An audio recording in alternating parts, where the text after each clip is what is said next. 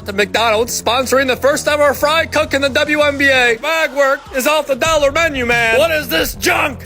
Happy Mother's Day to all the mothers out there, and most importantly, Mother Teresa, Mother Nature, and Mother 2. I'm watching because of me too. Basketball fans, to another electrifying breakdown on our YouTube channel. Buckle up because we're diving headfirst into a WNBA preseason showdown that had jaws dropping, keyboards clacking, and fans picking sides faster than you can say crossover. I'm beyond hyped to unpack this game because it's not just about points and rebounds. It's about rivalries, reality checks, and one player turning the court into her personal playground, while another got a front row seat to a masterclass in humility. We're talking about the clash between Angel Reese and Nafisa Collier, a matchup that promised fireworks but delivered a one-sided demolition. Oh, and there's a bigger story here, one that involves Caitlin Clark, media hype, and the cold, hard truth of the WNBA hardwood. Let's break it all down, from the tip-off to the final buzzer. And trust me, you're not ready for this. Angel Reese dominates Nafisa Collier again. Angel Reese owned Nafisa Collier and Unrivaled. So I'm ready to see the rivalry again. I'm ready to see them go at it again. The stage is set. Reese versus Collier. Round 2, picture this. The preseason is in full swing, and the Minnesota Lynx are facing off against the Chicago Sky. The buzz is palpable, not just because it's a chance to see new rosters in action, but because this game features a rematch of sorts between Angel Reese, the Chicago Sky's rookie sensation, and Nafisa Collier, the Lynx's seasoned superstar. If you've been following the WNBA, you know these two have history. Last time they met, Collier made Reese look like she was auditioning for a role she wasn't ready for, and fans were eager to see if Reese could flip the script. Spoiler alert, she didn't. Not even close. I was glued to my screen, ready to see if Angel Reese could reclaim her swagger and prove she's more than just a social media darling. Could she dominate Collier, the woman who'd previously turned her into a footnote in a highlight reel? Or would Collier, with her icy focus and surgical precision, remind everyone why she's one of the WNBA's elite? The answer came fast and furious, and let me tell you, it was a beatdown for the ages. Angel Reese showed up with big dreams and bigger expectations, but Nafisa Collier showed up with a wrecking ball. By the time the final whistle blew, Reese was the rubble, and Collier was the architect of a masterpiece. The numbers don't lie. Collier's demolition derby. Let's start with the stat line that had everyone talking. Nafisa Collier, in just 25 minutes and 53 seconds, dropped a jaw-dropping 26 points on 8 of 13 shooting, 61.5% from the field. That's not just efficiency, that's a statement. She was a one-woman highlight reel, slicing through the Sky's defense like a hot knife through butter. Every jumper, every drive, every defensive stop was a reminder that she's not here to play games. She's here to dominate. 26 points in 26 minutes? I had to make this video, distractions and all. This was such a feisty game. Angel Reese and Nafisa going at it. That's the kind of performance that makes coaches grin and opponents rethink their life choices. Now let's flip the script and look at Angel Reese's night. In 25 minutes, she managed 10 points on a grim 2 of 8 shooting, 25% from the field. She grabbed 3 rebounds, dished out 6 assists, and, well, that's about where the highlights end. 3 rebounds? For a player who's built her brand on crashing the glass and bullying her way to the rim? That's not a stat line, that's a cry for help. Her performance wasn't just underwhelming, it was a neon sign flashing "not ready." While Collier was out there building a legacy, Reese was stuck in quicksand, flailing for relevance.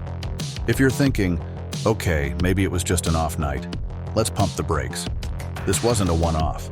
Angel Reese and Shakira going at it. I mean, it was jaw-popping, jaw-dropping, fouling, bodies flying everywhere. It was crazy work. In her previous preseason game, Reese shot 4 of 9 for 9 points and 8 rebounds. Better, but still not exactly screaming future MVP. Across these 2 games, excluding a less relevant matchup against Brazil, she's averaging 35% from the field, about 9 points and 5.5 rebounds per game. For a player who's supposed to be a rebounding machine, those numbers are, frankly, embarrassing. Layups are her bread and butter, and she's shooting 35% on them? That's like a chef burning toast. Repeatedly. The tale of 2 players. Hype meets hardwood. To understand what happened, we need to zoom out and look at the bigger picture. A total joke. as one of the best players, somebody that you would definitely believe is a top 3 or 4 player. Angel Reese came into the WNBA with a tidal wave of hype. Fresh off a stellar college career at LSU, where she was a rebounding queen and a media magnet, she was crowned the preseason princess before she even laced up her sneakers. Her Instagram reels were fire. Her trash talk was spicier than a jalapeno, and her confidence was through the roof. She was flexing on rookies and G League call-ups in early scrimmages, probably thinking she was about to waltz into the WNBA and claim the throne. And you know what? I respect the swagger. Confidence is key in this league. But there's a fine line between confidence and delusion, and Reese crossed it the moment she stepped onto the court with Collier. Napheesa Collier, on the other hand, doesn't need to announce her arrival. She's been a cornerstone of the Lynx for years, a two-way force who...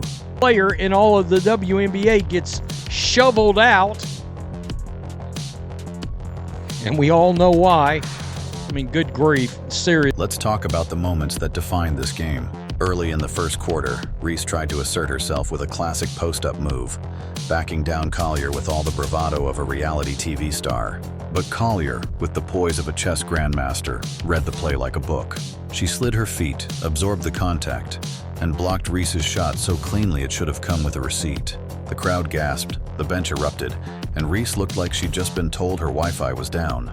That block wasn't just a defensive play, it was a declaration. This is my court. As the game progressed, Collier turned the heat up.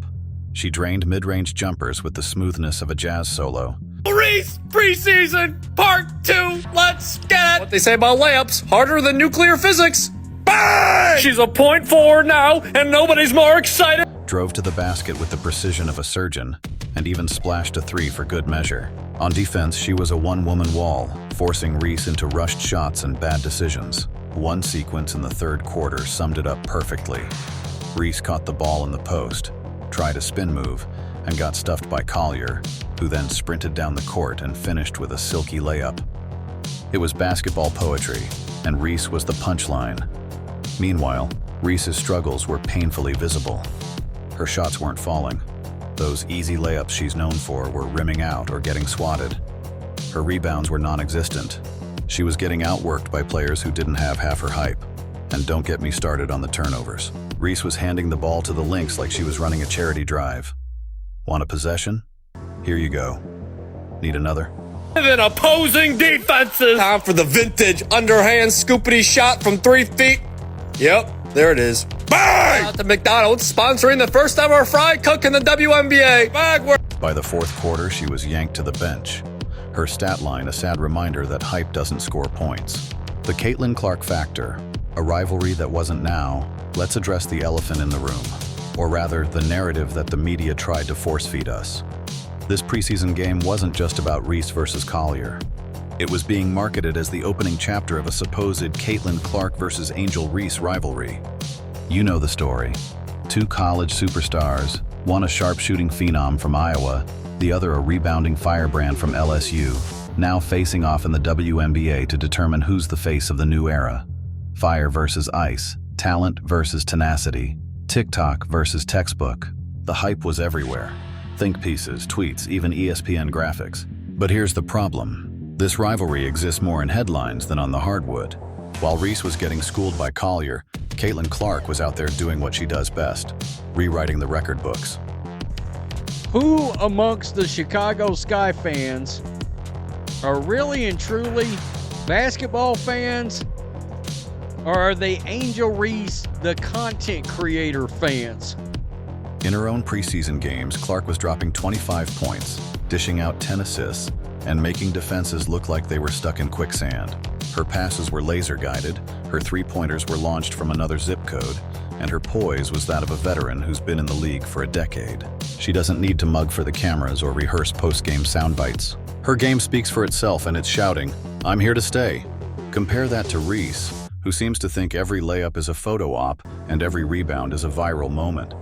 Her energy is infectious, sure, but it's not translating to results. While Clark is drilling 30-footers and threading no-look passes, Reese is missing layups and getting out-rebounded by bench players. Clark doesn't need to tell you she's good. Her stat lines do the talking. Reese, on the other hand, seems to spend more time waving at imaginary haters than actually improving her game. The so-called rivalry? It's more like Clark versus the scoreboard, because Reese isn't even in the same conversation. The media machine, hype versus reality. Here's where things get messy. The Angel Reese phenomenon isn't just about her. It's about a media machine that's desperate to crown the next big thing, even if the crown doesn't fit. Every time Reese steps on the court, it's a cultural moment. Every time she grabs a rebound, it's a headline. Every time she blinks, someone's writing a think piece about her impact. But when she runs into a player like Nafisa Collier, who treats her like just another opponent, the silence is deafening. No retweets, no viral clips, just a scoreboard that tells the real story. Contrast that with Caitlin Clark, who can't sneeze without someone calling it problematic. Because, and you got some of those folks obviously tuning in for basketball, but is it because of Angel Reese or for the best interest of the Chicago? She scores 30. She's selfish. She smiles after a big play. She's elitist. Apparently, being ridiculously good at basketball and not turning every game into a performance art piece is offensive. Meanwhile, Reese can go 3 for 11, foul out, and still be hailed as a trailblazer. The double standard is glaring, and it's not just unfair, it's unsustainable. Clark's game is built on skill, work ethic, and results. Reese's is built on hype, and hype has a shelf life. And let's not forget Nafisa Collier, who's somehow flying under the radar, despite being one of the best players in the league. She doesn't have a million followers or a signature dance move, but she has something better, a game that's bulletproof. Her performance against R. Person who is going to rise the most or even surpass in scoring in the league is Nafisa Collier. She had a fantastic year last year, and